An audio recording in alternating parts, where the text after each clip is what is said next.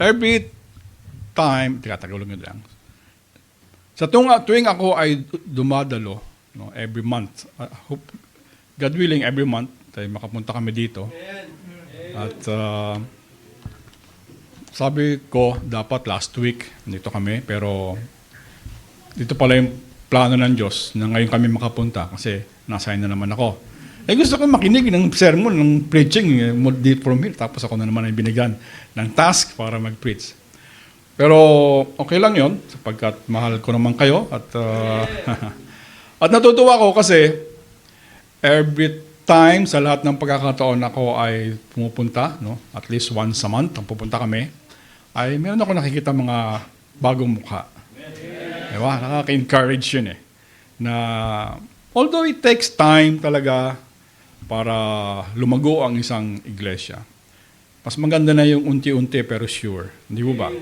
Kasi naman yung bigla, boom, tapos konting problema, parang lobo na nawala din, di ba? Kaya ang topic po natin ngayon is patience. Diba? Pasensya. Patience in the midst of trial. At yan po ay makita natin sa James chapter 5, verses 7 to 11. Kanina nakita na natin sa ating Sunday school yung patient, no? Yung pagtitimpi, pasensya na binigay, na pinakita ni Moses. At isa siya sa mga magagandang karakter na pag pinag-usapan ang pagiging pagtimpi, eh siya yun. Di ba? Kaya kung pinag-usapan kaya yung buhay natin, si Brother Rael, yan, si Brother Jojo, pag binanggit, Brother Jojo, Brother June, Brother Lorwell, ano kaya nasisip ng mga tao? Ay, mapagtimpi yan. Or, ay, mapagpatul yan. So, sa isang buhay Kristiyano ay we are encouraged, but not only encouraged, we are commanded to be patient. Maging pasensyoso tayo. Okay? Ano ba ibang Tagalog ng pasensya? No? Ano yun? Mapagkumbaba, mahinahoy. Mahinahon sa pagsasalita. No? Hindi yung burstful, yung bigla-bigla nagsasalita na out of nowhere, nagalit ka nilang, bigla ka nagsalita, tapos mapapansin mo, ba't ko ba sinabi yun? Di ba? Tayo mga Kristiyano, tayo mga nilinis ng dugo ng banal na Panginoon natin, ay meron na tayong kapangyarihan para ayusin niya, baguhin niya ang ating buhay. Hindi tayo tulad ng mga lumang nilalang, no? Mga dating katauhan natin, na kung ano yung maisip, salita, yun yung naisip ko yun yung sinabi ng dila ko Walang control. Di ba? Pero ngayon na tayo ay nalinis na ng banal na dugo ng ating Panginoong Jesus. Meron na tayong kapangyarihan para ayusin yan. Una sa lahat, siyempre, salamat sa banal na Espiritu na nasa atin. Siya yung gagabay sa atin. Pero meron din tayong tuntunin na dapat ginagawa. Or task sa buhay natin. Kasi hindi naman yan automatic na kung ano yung sabihin ng banal na Espiritu tapos yun lang sasabihin mo no? Hindi naman tayo robot na maghihintay ka na lang na sabihin ng banal na Espiritu na sabihin mo. Hindi. We speak as we go on, life is go on. So, meron tayo din control. So, ano sinasabi natin? At dito sa James chapter 5, makikita po natin na ito ay sinabi ni Tiago, no? Ni San James, na sabi niya 7, verse 7 pa lang sabi niya, the first word, be patient, therefore, brethren. Okay? So doon pa lang sa salitang gano'n, makita natin na it is a conclusion of the things na sinabi ni James doon sa mga naunang verses. Kasi may therefore Marami siyang sinabing patungkol sa mga bagay. No? Pero ang sabi niya dito, sa katapus-tapusan, okay, mga kapatid, maging malumanay kayo. Be patient. Okay, siguro ito yung sa number 1 na napakahirap gawin ng mga tao. You know? Madaling magpatawad, di ba? Madaling mag-say ng sorry, but yung maging mahinahon, it takes a lot of practice and also surrendering to the Holy Spirit. And it takes a lot of trials. Napakita po natin dito na yung trials, temptations, okay, yung sufferings, doon nakikita ngayon yung ating patience. Doon lumalabas, ako ba ay pasensyoso, full of patience, or out of patience, o kulang sa pasensya. So ito pong James ay isinulat ni Tiago, o Santiago. Tiago sa Tagalog talaga Tiago. Pag San is saint. Okay, Tiago talaga yan. Kaya lang hindi common, ano? At pag sinabing Tiago, parang sanggano eh. No, kaya we'll just call him James. Okay? Ay sinulat ito sa mga Hudyo na nakakalat sa panahon niya. They were dispersed. Okay? Kasi nagkaroon kasi ng persecution sa Jerusalem, sa lahat ng mga Christians. At maraming Kristiyano na mga Hudyo at that time, they were persecuted also. At sila ay kumalat. Makita natin yan sa Book of Acts. At ang number 1 pa nga noon na taga-usig ng mga Kristiyano ay si Saul na naging Apostle Paul. At kaya ngayon, siyempre, pag ikaw ay nasa isang lugar na hindi mo bayan, ay maraming pagsubok. Di po ba? Maraming trials na nangyari. At yung number 1, sila ay hindi taga doon. Number 2, sila pa ay Kristiyano. Kaya doble yung kanilang persecution na inaabot. Kaya sabi ni Santiago, James ay, be patient. At yan po ang ating titignan ngayon sa umagang ito. Tignan ko kung sino unang aalis na walang pasensya. So mag-calm down po tayo. Kanina, medyo tumatayo tayo dahil in preparation for the choir, sa songs, sa singing. Now, it's time for us to listen to the Word of God. So, let us calm down. Okay? Iwasan na po natin yung labas ng labas.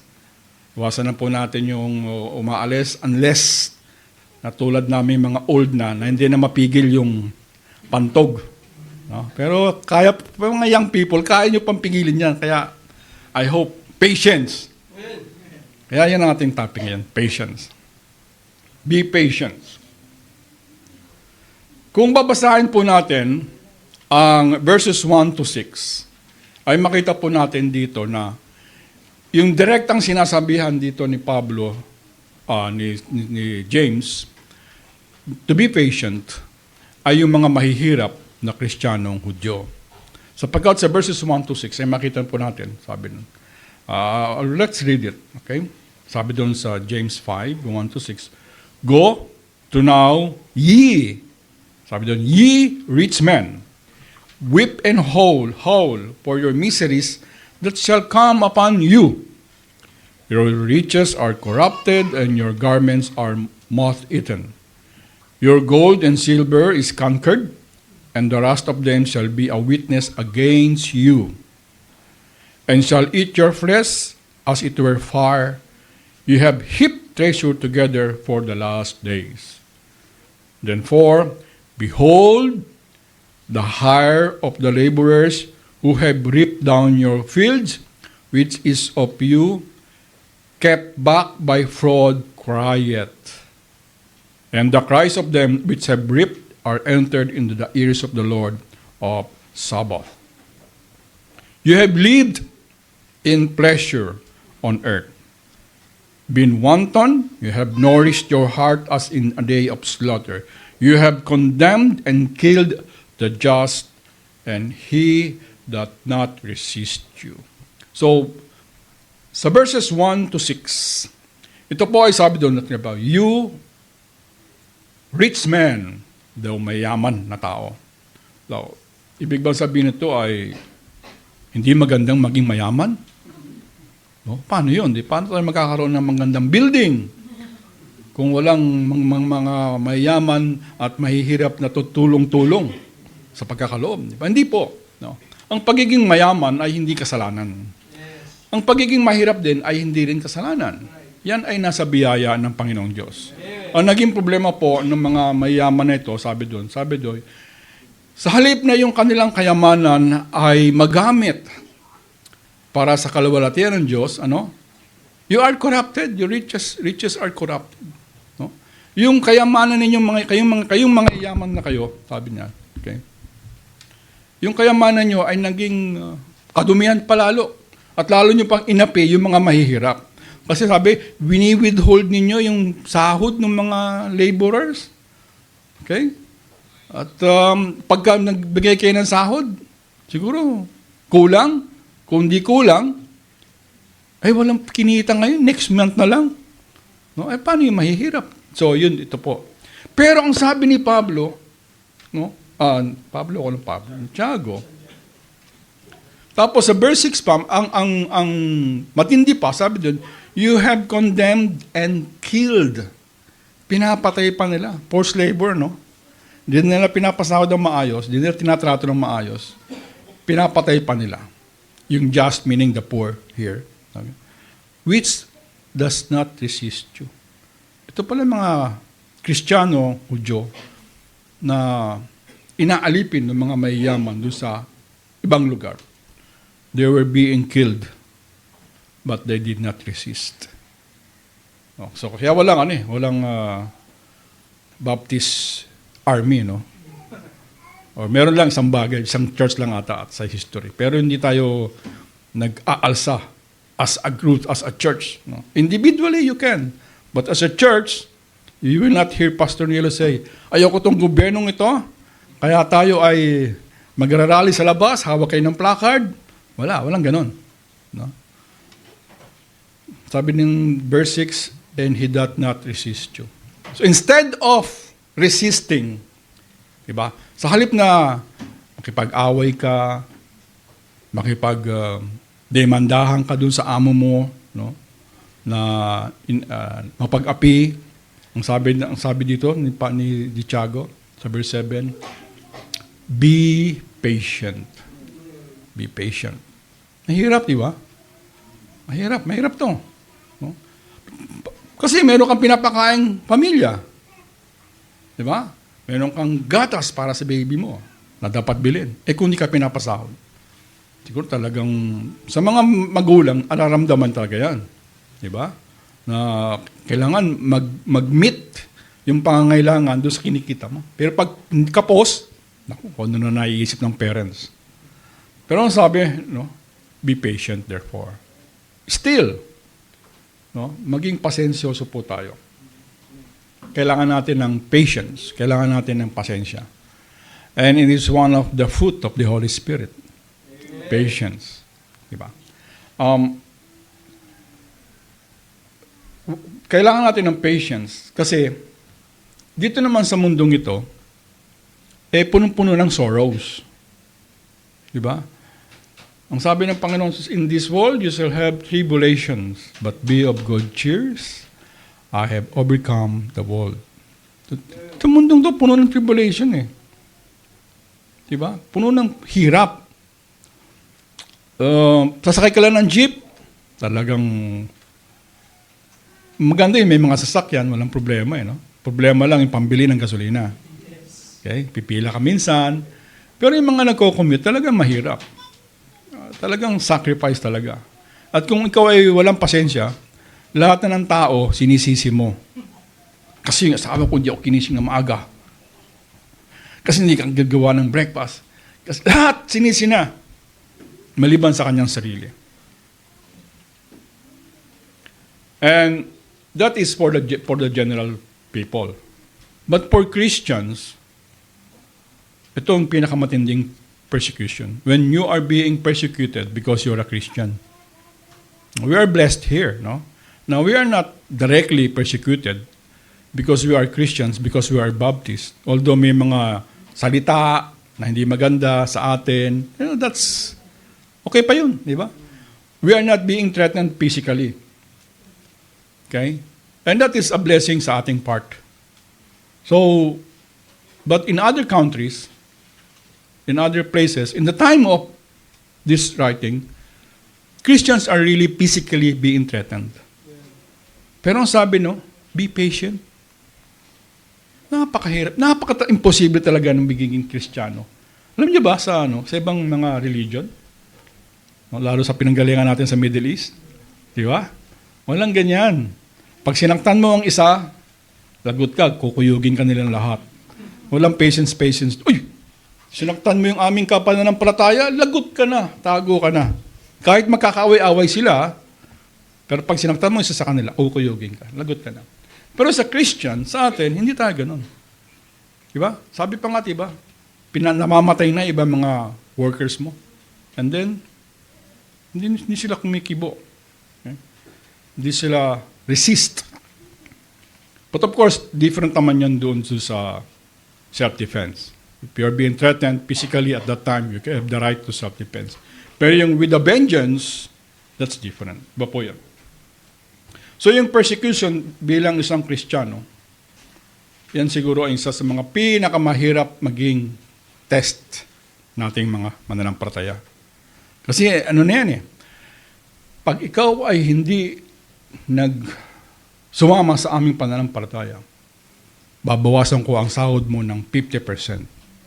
Pero pag ikaw ay sumama sa aming pananampalataya, dadagdagan ko ng 10%. Diba? Pagka ikaw ay umabsent ng linggo, wala kang sahod. Pero pag ikaw ay pumasok ng linggo, plus 100% ang sahod mo. Yan ang pinakamalaking pagsubok sa isang Kristiyano. No? Although hindi yan yung general na take natin, personal yan. At tayo, ang sasagot sa Panginoon dyan. Diba? But as a group of Christians, wala namang ganong klaseng persecution. But for the Christians here, the Jewish Christians, they submit to this harsh condition with meekness. Why? Because of Christ. Kasi ang Panginoong Jesucristo mismo natin ay nag-suffer ng persecution. And yet, He was meek. Diba? Hindi din siya umangal. Hindi siya nag-revile against doon sa mga persecutor niya. Now, this, sabi dito, be patient, therefore. Sino ba yung pwedeng maging patient? Sino yung mga tao na pwedeng maging malumanay? Okay? Hindi masyadong palaaway. Okay? Hindi mainitin ang ulo, yan. Okay? Kundi mahinahon. Sino yung mga tao na yon na sinasabihan ni Tiago, ni James? Isa lang. Isang grupo lamang yan ng mga tao. At yan yung mga believers. And those believers, at that time, ay pareho din natin ngayon. If you have received the Lord Jesus Christ as your Lord and Savior, tapos nanampalataya ka sa Kanya, then you are a believer. Truly, tuloy sa puso mo, you are a believer. And therefore, you are a candidate, not only for the baptism, at sinabi kanina, no? But you are also candidate to have a patient mind, to have a patient heart, and a patient mouth. Because only true Christians can do this. Only true believer can read these things. Be patient, therefore, brethren. Patient. Walang pasensya. Ako yung nauna sa pila. Di ba?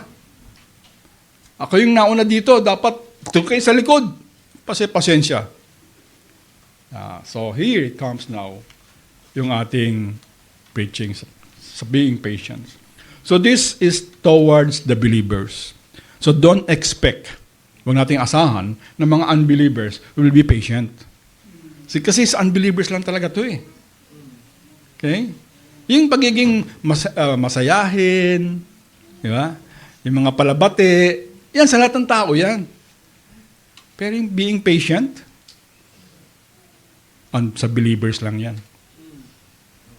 The worst, isa sa mga, pag tinetest tayo ng patient, pasensya, di ba? Sino yung nagtetest sa atin ng ating pasensya?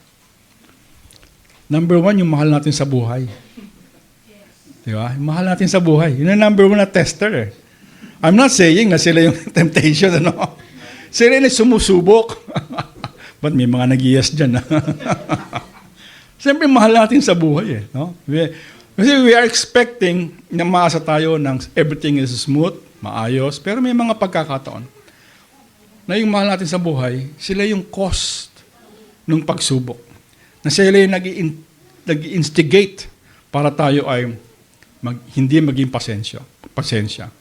Pero is that a reason for us to just blow your horns? Kakanga? No? Oh. Hindi.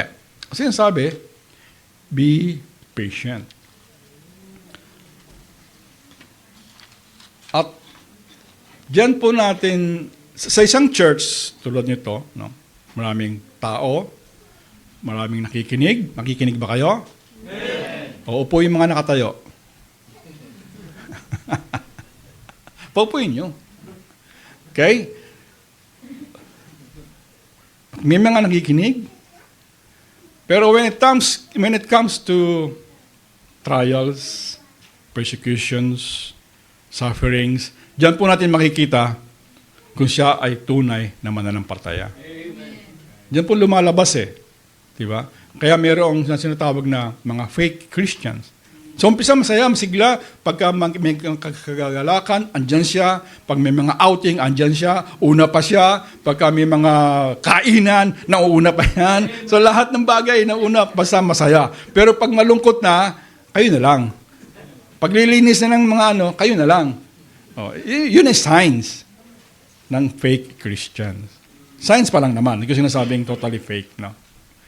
So, but the only true Christians can experience true patience. Siya lamang po.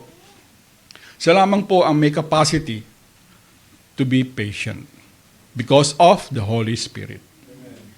Okay. Because God is slow in anger. Kasi yun ang Diyos natin eh. Di ba? Kanina, sa Sunday School, natutuwa ko kasi gano'n yun ang topic sa Sunday School eh. So, hindi ko na masyadong dadalhin doon yung preaching. Pero maganda example na yun. Di ba? Even though si Moses ay talagang sinabi na hindi ikaw ang sinugo ng Diyos, hindi lang ikaw ang sugo ng Diyos. Hindi lang ikaw ang leader. No? Kami din. Kasi mahawak nila yung sensor eh. Importante yun, di ba? Mahalaga na sa kanila yun. Kami din. Dapat, bigyan mo din kami ng magandang peso dyan. Sige, ano pa man. Maraming sinabi. Okay. But si Moses, as a man of meekness, hindi siya nakipag-away. Okay. Nagalit siya, pero nanalangin agad siya. Yun. Pwede pala tayo nung ganun. Pag when there's burst of anger in us, anong dapat susunod na gagawin? Pray. Okay. Luhod ka kagad. Your face down. Pero pag nasa kalsada ka, huwag mong gagawin yan. Pray in your heart. Panginoon, sorry po, nakapagsigaw ako, nakagalit ako kahit sa isip ko lamang. Pray agad. Nalangin agad. Ayun. And our Lord Jesus Christ as well is siya yung pinakamataas na pwede nating example sa pagiging patience. He was patient with Nicodemus. Diba? Sa John chapter 3, sabi ni Nicodemus, Panginoon, paano kami makakapunta sa kaharian ng Diyos? You must be born again. Hindi maintindihan ni Nicodemus. Diba? Paano mangyayari yun? Papasok pa ba uli kami sa ganyan? So, pinasok niya yung philosophy, logic, ganun. Pero the Lord Jesus Christ was very patient. The Lord Jesus Christ was very patient with the Samaritan woman. You know the story, di ba? Okay, number one, sabi pa nga nung Samaritan woman, bakit ka andi dito? Ikaw, kay Hudyo, bakit mo ako may kinakausap? Di ba? O sige, ayaw mo akong kausapin. Di, okay. Di ba? Minsan may mga pagka-snub tayo eh. No? Sana wag. But makita natin, ang Panginoong Jesus ay was so patient. At siya po ang ating pinakamagandang example. That is why we can be patient, because our Lord and Savior is patient. Not only during the time na andito siya sa lupa, but He is still patient with us today. Diba? Kung isipin natin, ang dami kong kasalanan yesterday, mga nakarang araw, buti na lang hindi tulad nung panahon ni Korah. Ang treatment sa atin ng Panginoong Diyos ngayon, ano? Kung hindi, baka yung sasakyan ko lumubog diyan sa kanal. Mas nakakatakot pala pagka nung natanggal yung mga talahib dyan. Doon ko lang na-realize na, kanal pala yan. E samantala, pag dumadiretso lang ako dyan, dire-diretso lang. E nung nakakita ko, delikado pala. Kailangan ingat pa rin. No? Okay? So, ang Panginoon nating Diyos ngayon ay so patient with us. No? How many years are we already Christian? Ilang taon na tayong Kristiyano? Ilang taon na tayong nagsisimba? Ilang taon na tayong sumasamba sa Panginoong Diyos? And how much have we learned? How much have we accomplished as a Christian? Yun ba ay pwede na bang ikaw ay bigyan ng reward? Or baka tulad ni Korah, tayo ay lamunin ng lupa? But God is patient. No? Because He wants all of us, each one of us, na bumalik sa Kanya, lumapit sa Kanya. So, why should we be patient? Sabi sa verse 7, be patient therefore, brethren, unto the coming of the Lord, because the Lord is coming back. Kasi ang Panginoong Jesus ay babalik. At yun ang dahilan kung bakit tayo maging patient. Kasi ang sinasabi dito ni Tiago ay that, okay lang yan mga persecution yan, yung mga trials na yan, yung mga pagsubok na yan, na kayo ay nagtitiis, tiisin nyo talaga yan. Babalik ang Panginoon. At pag bumalik ang Panginoon, of course, yun na yun. Sa langit na tayo, hindi na sa paraiso, sa langit na, diretso, kung nasa ng Panginoong Jesus, dun tayo. Na hindi naman tayo forever dito sa lupa eh. Okay? We will be here 60, 70 years at the most. Pag 80 years will be a very bonus na yon. Pag umabot ka ng 100 years, mas bonus na yon. Diba? So, ang focus natin, mga mananampalataya, should be heavenly. Should be heavenly, makalangit. Kasi that will be our final destination kasi. And we will be in heaven forever. If we are not at home sa loob ng church, how will you be at home in heaven? Ano ba yung ginagawa sa heaven? May singing, di ba? Makita natin sa Revelations. And they're praising the Lord. Doon sila nakaupo sa trono. 24 hours. They were praising the Lord, God, 24 hours. The church were offering their crowns. Eh dito, once a week lang tayo. Sumasamba sa Panginoon, tapos medyo nagsasawa pa ang mga tao. Baka hindi tayo sanay. Dapat sanayin na natin sarili natin. No? Sa langit tayo.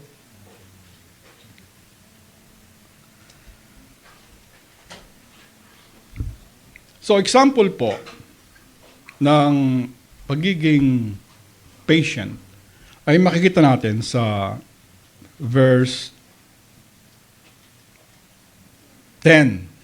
Okay? Ang example na binigay ni ni James ay the prophets. Sabi sa verse 10, take, my brethren, the prophets. Okay, prophets meaning the speakers, the old times. The prophets na to ay the Old Testament prophets. Kasi mga Hudyo nga ito eh. Diba? Jews. Okay, the Old Testament prophets. At sabi doon, who have spoken in the name of the Lord for an example of suffering, affliction, and of patience. At kung isa-isahin natin lahat ng prophets, no, they have encountered a lot of persecutions. Pero ang sabi dito, they are an example of patience. So, isipin nila, sino ba ang sa akin, in my mind, in your mind, sino yung paborito ninyong propeta sa Old Testament? No?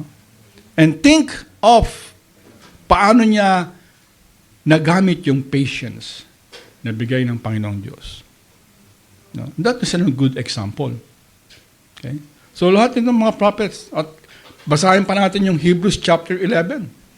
Diba? Andun lahat ng mga great men and women of the Old Testament. And those are all by faith. So, if patience ang pag-uusapan, mga kapatid, huwag nating masyadong tignan yung ating mga leaders. Bakit? Mag-fail tayo. Mag-fail. Diba? Kasi marami tayong makikita sa kanila na impatient. Ako na lang, siyempre, hindi ko masasabing ako ay patient. Ako ay pasensyoso. No? Siyempre, may mga pagkakataon na outburst. At alam ng misis ko yan. Yun, siyempre, dun mas clear yun sa kanya. Sa mga ibang tao, medyo nakakapagpigil pa ako. Yeah. Pero sa mga asawa natin, since we are very close to them, so, minsan wala na yung ating pasensya. Di ba? So, think of a prophet sa inyong isip. Huwag kayo magturuan. And see how patient they were. Sa time ng persecution nila. Okay? Sa time nung sila ay sinisibat. No? Tumatakbo lang sila, pero patient pa din sila. And that should be our example, sabi ng Scripture. Diba? An example of suffering. So tingnan natin. Could be Moses, di ba? That's a good story. That's a good lesson kanina. Talaga namang, siguro kung tayo yun na, pag pinag-usapan kasing leadership, at merong gustong umagaw ng leadership, or nasa isip niya na siya ay inaagawan ng leadership, eh may ibang tao na ayaw ng ganun, na kahit a hint lang ng suggestion na ayaw niyang tanggapin. Ba't magsasuggest? Sino ka ba? Diba? And walang patience yun. Walang patience. Kaya nga, we need an example of the prophets, the Old Testament prophets. Kasi at this time, hindi pa naman kilala masyado ng mga Israelites, Jews, Christians, yung mga New Testament prophets. Okay? Kasi nga, nag-scatter sila. At wala pa yung scripture nun. And then, so we need to be, we have an example. Example natin ay yung mga prophets. Sabi doon sa 11, behold, we count them happy which endure. You have heard of the patience of, ito yung pinaka direct example niya, no? Si Job. And have seen the end of the Lord, that the Lord is very pitiful and of tender mercy. So siguro si Job na rin talaga, no? Number 1 na nag-suffer pero hindi nagkasala. Nag-aalis siya, nainis siya dun sa mga kaibigan niya. Kasi kung ano sinasabing payo. Kaya nagalit na siya. Kung ano sinasabi niyo, sa halip na bigyan niyo ka ng consolation, lapit niyo ako sa Diyos, kung ano sinasabi niyo, kasi asawa niyo, diba nagalit siya. Sabi ng asawa niya, sumpain mo na yung Diyos para mamatay ka. Di tapos na paghihirap mo, pinumapayo ng asawa niya yon. Okay. But sabi to, look at Job. Kung suffering lamang ang pag-uusapan, si Job na yun. Kasi tinarget siya ni Satan eh. Direkta siyang tinarget ni Satan. Kaya lahat ng paghihirap ay naranasan ni Job. And yet, what happened? Lumabas po doon sa trials na yon, nang hindi nagkakasala. At siya ay nagkaroon ng double blessing. Kung dati ang alaga niyang hayop ay, kalimutan ko kung 7,000, naging 14,000. Tapos, mas dumami pa yung kanyang mga anak. So, if there's a trials in our life, mga kapatid, no? Let's be patient. Maging pasensya po tayo. Ngayon, sabi dito sa verse 7, meron pa isang example na binigay si James. Sabi niya, yung husbandman daw, or farmer, waited for the precious fruit of the earth. Okay? So, sa isang farming, pero wala ng farmer dito sa atin, ano? May mga farm siguro iba sa atin dito, pero directly farming, wala na, no? Kaya hindi natin maisip ano ba yung ginagawa ng farmer. Well, madali lang naman, siguro, kung tayo ay may mga garden, di ba? May garden, halimbawa. So, magtatanim si mga farmers, magtatanim yan. Tapos, after magtanim, ano nang gagawin? Waiting. Waiting na yun eh. Kasi sa Panginoon na lahat yun.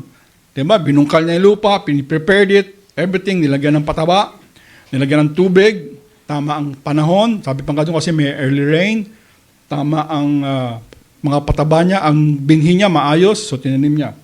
After that, wala na siya magagawa doon. Kahit anong gawin niyang pag-ikot-ikot doon, araw-araw niyang bisitahin niyo, wala siyang magagawa doon. It belongs to God. Amen. Sa Diyos na yun eh. Diba? Pagtubo, and while they're waiting, hindi siya na-anxious. Ano ba yan? Tagal naman tumubo niyan. No? Ano ba? Ano kaya ang tubo nito? Ilang kaya ito? Siguro makakabili na ako ng ganyan. Ganyan tayo, di ba? While we are waiting for something, no? Naiinip tayo masyado. Wala tayong patience. Kaya ngayon, pagka nag-decision tayo, minsan mali. Minsan nakikita tuloy sa ating pagsasalita, yung ating impatience. Pero ang isang example dito ay yung farmer. When sila nagtanim, they're waiting for the precious fruit of the earth. Precious meaning important ito. No? Importante yan. But then you need to be patient. And that's a good example. Isa pang siguro example siguro na hindi naman dito pero yung nangingisda. Yung especially yung tawag doon yung meron lang binuwit. Diba? Pag nilagay mo yun dyan, saan kaya may isda dito? Kasi you don't see, diba, under the water. Hindi mo nakikita yun eh. Unless merong maganon-ganon. So, ibababa mo yung binuwet. Then, wait. Isa yun sa mga sports na nakakatamad. No? Kasi you're waiting eh. Hindi mo alam, may kakagat ba o wala. Pag may kumagat, ay, ano pala to? Plastic? Kasi you don't see. Unless yung mga sports na action, enjoy ka dyan, di ba? Pero yun, talagang wait, patience.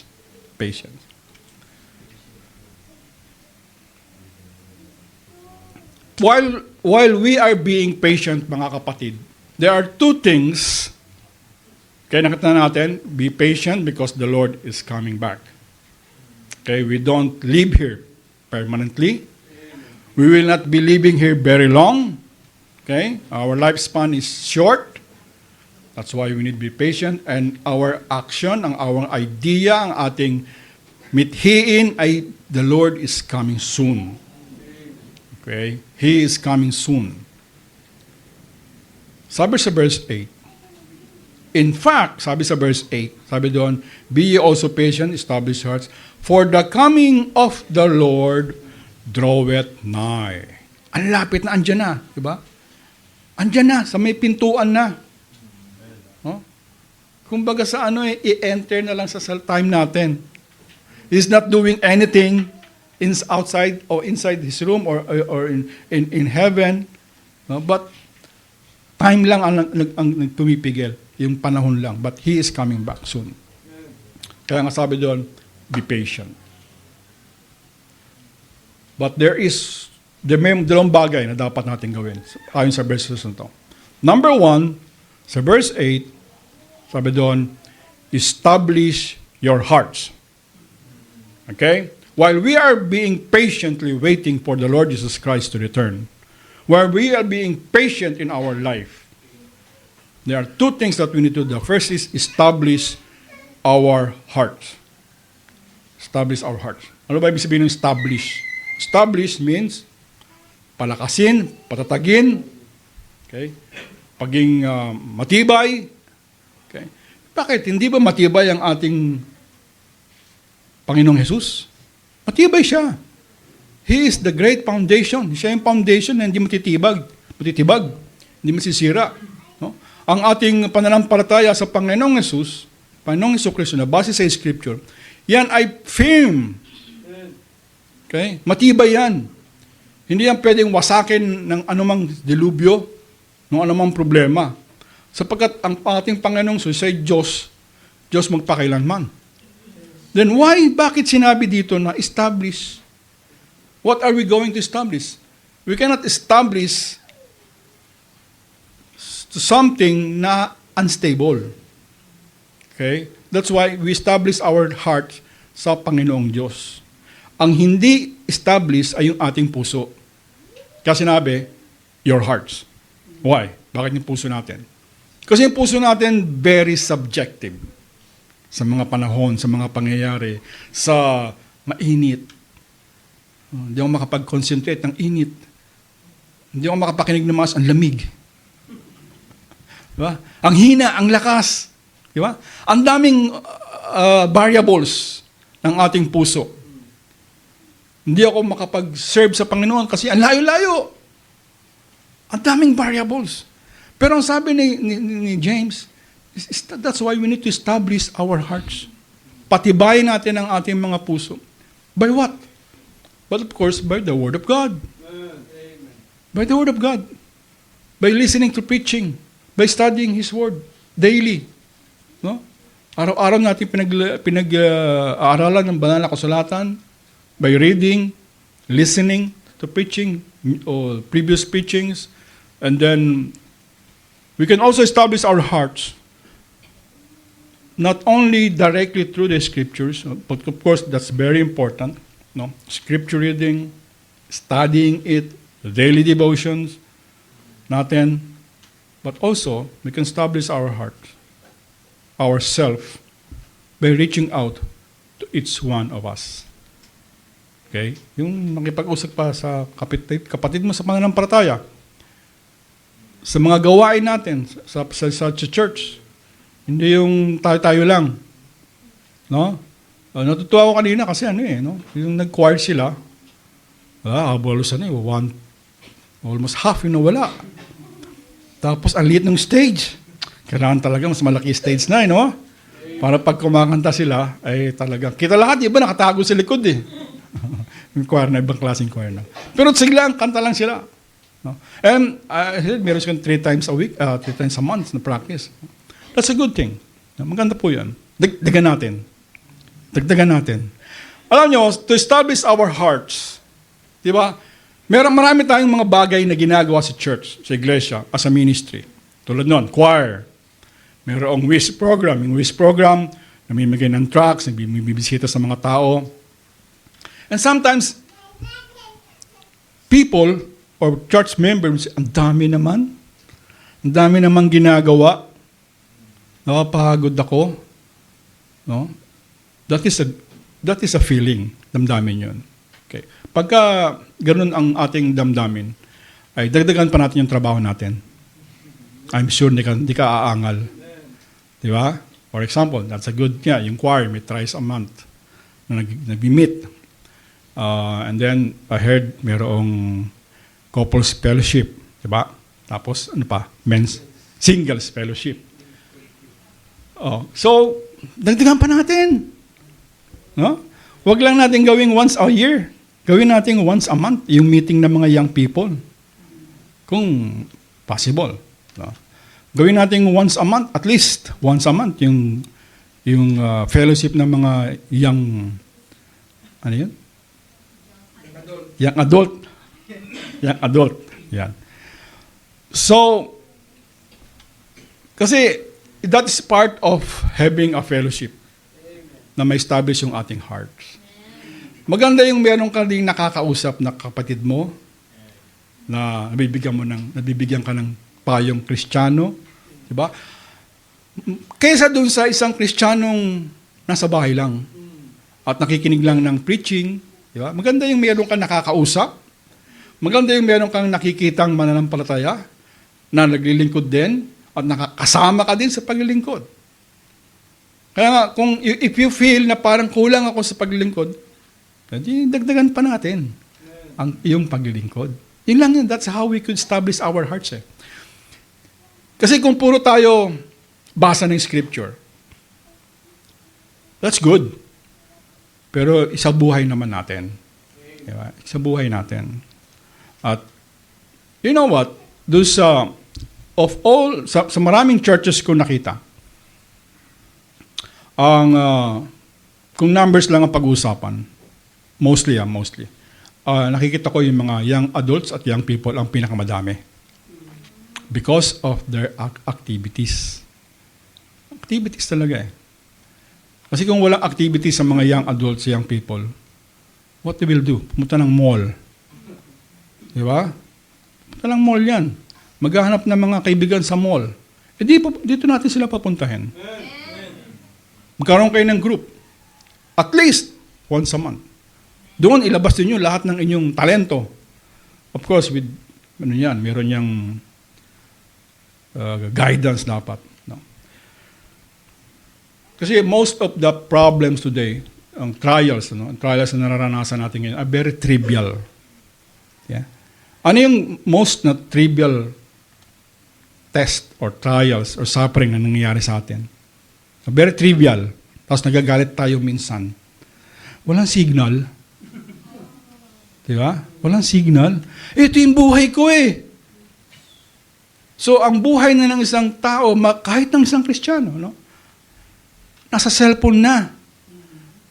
No? Nasa cellphone na ang kanyang buhay. Kaya pag walang signal, mahina signal, naiinis na, naku, hindi ko siya makakausap, hindi ko siya makakontak, naku, yung foodpanda ko hindi darating, naku, delay na naman. Ang daming trivial sa buhay natin, mga kapatid. But ano sabi? Be patient.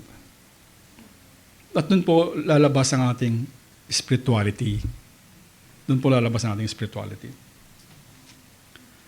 So, establish our hearts.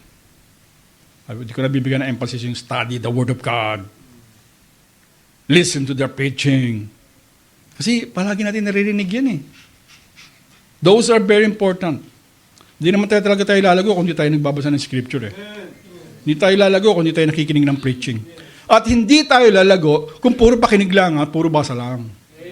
Kailangan isabuhay natin yung ating naririnig. Okay? Pangalawa, doon sa ating verse, ating mga verses, no? Sa verse 9. So the second thing that we need to do while we are practicing patience, while we're waiting for the coming of the Lord, is, sabi sa verse 9, grudge not against another brethren. Ayan, grudge not. Ito yung ginawa, itong grudge na to, ito yung ginawa ni Korah. Nung pag-aral natin kanina, no? Ito yung ginawa ni Korah at yung ibang mga princess. They murmur. Nag-chismis, no? Nagsimula lang yun sa, kung ganito, siguro maganda, na dapat ikaw din dun sa harapan, no? Siguro dapat, medyo tabi ka ng tabi kay Moses. Parang, ganun lang simula yun Yung mga inggit-inggit na expectation, di ba? Tapos, maganda nga ata idea yun Tapos meron pa ibang darating, kasi parang mas magaling ka kaysa ganun, no? Murmuring na. Sabi dito, yun, grudge not. Yung grudge parang murmuring Stop murmuring one another. Diba? Because when we murmur, tayo nag-chismis, hirap Tagalog itong grudge. Hindi ko maalam Tagalog itong grudge Hindi ko mabasa. Okay? That shows the impatience in us. Nakikita yung kawalan natin ng pasensya. When we start doing that. Himutok. More than that, himutok is within yourself lang eh. Pero ito lumalabas eh. Kasi yung himutok mo sa buhay mo, share mo doon sa iba. Sa katabi mo. Ba't ang tagal magbawa ng church, building, Tagal-tagal, nakakainis naman. Kasi si ganun. Yan na. Diba? Ganyan eh. Kasi ganito, ganyan eh. Ayan na. Tapos marinig na iba. Uy, ano yan? Yan na. Sabi, grudge not against another, brethren. I am guilty of that. I am guilty of that. And we are all guilty of this. But as a church, we should be patient. Diba? Tiis-tiis lang tayo mga kapatid dito sa lugar na to. This is better, much better dun sa dating inuupahan naman, di ba? Doon talaga, sa sardinas ka talaga, dikit-dikit. Tapos, parking, makikipag-away ka pa minsan sa kapitbahay. Or makakarinig ka ng something, hindi ka nakikipag-away. Makakarinig ka ng mga pahiwatig. Nagpang naman kayo dito. Ganon. Dito, wala naman mababait. Amen. So, yun doon nagsisimula kasi yung grudge, yung himok, yung sama ng loob na wala namang foundation, sa isip mo lamang, tapos naghanap ka pa ng kakampi. Totoo ba na ganyan, ganito, Ayun na. Murmuring na. Mga kapatid, buti na lang sa awa ng Diyos, sa patience ng Panginoon Diyos, He will not deal with us like Korah. Kasi kung hindi, baka 250 daw yung namatay eh. Baka ubos tayo dito, wala pa tayong 100 eh. So, merong positive, strengthened, okay? We need to be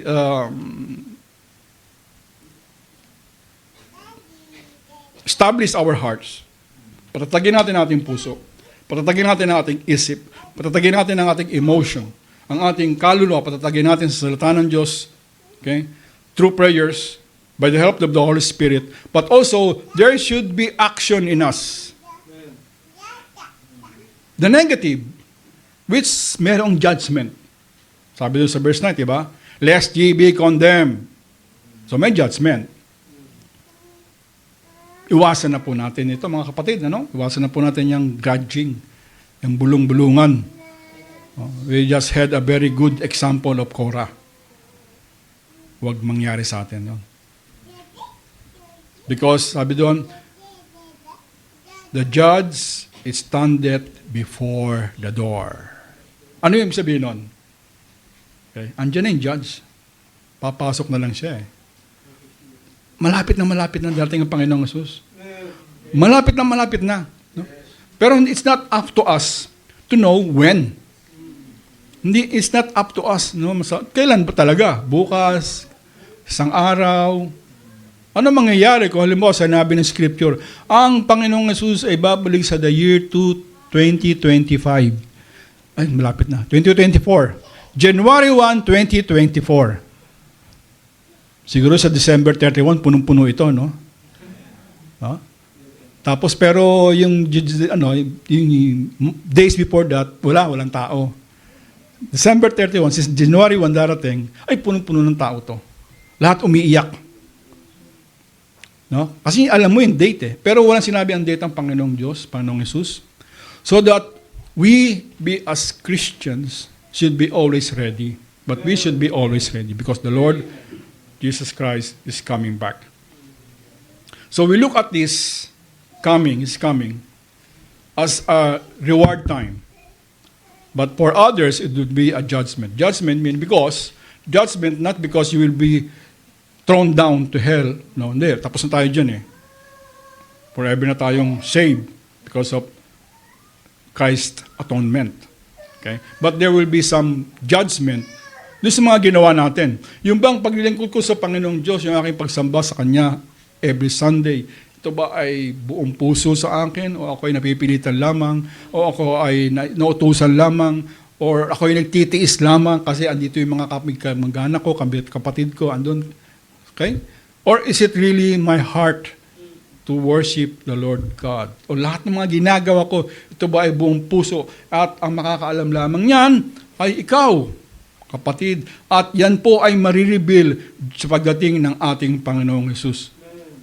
At sabi doon, there will be condemnation. And lahat po ng ginawa natin ay ilalagay sa apoy. Ginto, pilak, at precious stones, mahalagang bato.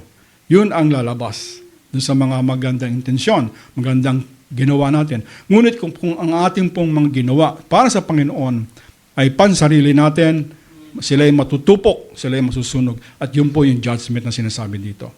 But para tayo ay tapon sa impyerno, hindi na po, tapos na po yan. That has been paid by the Lord Jesus Christ. Tayo ay patungo na, ang isang mananampalataya na totoo ay patungo na sa langit. Yun na yung kanyang destination. Hindi na siya mapapunta pa sa impyerno. But then while waiting for the Lord Jesus Christ, mga brethren, let us be patient. Okay? Let us show our patience. Let us show our love sa ating mga kapatid, sa ating mga pananampalataya, no?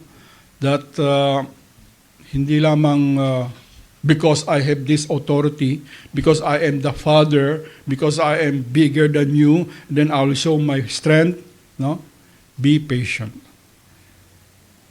With that, one more thing, paalala, is that let us be patient also doon sa mga binibigay natin ng tracts.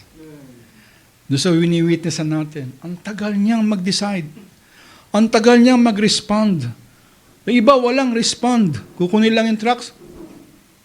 Thank you. Yun lang. Yung iba tinatapon. Yung iba nilulukot. Yung iba hindi tinatanggap. But yet, we need to be patient. Amen. Because if God has not been patient with you, with us, baka hindi tayo naligtas. Di ba?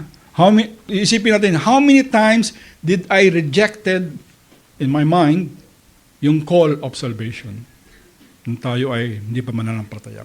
Ilang beses kaya yun? Ilang beses kaya sinabi ng pastor, who would like to receive the Lord Jesus Christ as Lord and Savior? Ilang beses ko kayang tinanggihan yun? Ilang beses kong binaliwala yun? Pero paano kung at that time, judgment na? Di sayang, ano? Hindi kakasama sa langit. But because God is patient with us. Okay? That's why we need also to be patient. Not only because that is a godly character, but because there are so many people around us that needs the salvation of our Lord Jesus Christ. So, sabi doon, brethren, let us be patient.